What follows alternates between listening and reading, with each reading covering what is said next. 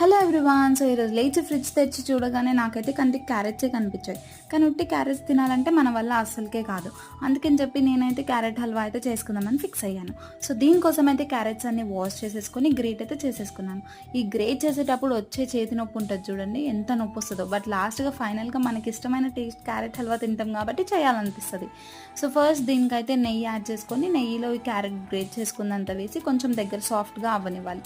దాని తర్వాత కొంచెం దగ్గరికి అయినాక మనకి కావాల్సినంత షుగర్ని అయితే యాడ్ చేసుకోవాలి, స్వీట్నెస్ తగ్గట్టు. కొంతమంది పాలు కూడా యాడ్ చేసుకుంటారు, బట్ మేము మా ఇంట్లో పాలు వేస్తే ఇష్టపడరు, అందుకని చెప్పి నేనైతే యాడ్ చేయలేదు.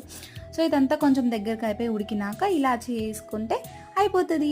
కానీ ఈ ప్రాసెస్ అంతా సిమ్లోనే చేసుకోవాలి, ఎందుకంటే కింద మాడిపోతుంది అనమాట. చాలామంది చాలా డిఫరెంట్గా కూడా చేస్తారు, కానీ మన టేస్ట్కి తగ్గట్టు మనం చేసుకుంటే ఇష్టంగా తింటాము. చూసారా ఎంత క్విక్గా, ఒక 15 minutesలో అయితే క్యారెట్ హల్వా అయిపోయింది. ఫ్రిడ్జ్లో పెట్టుకొని కొంచెం కూల్ అవుతుంటే చాలా బాగుంది.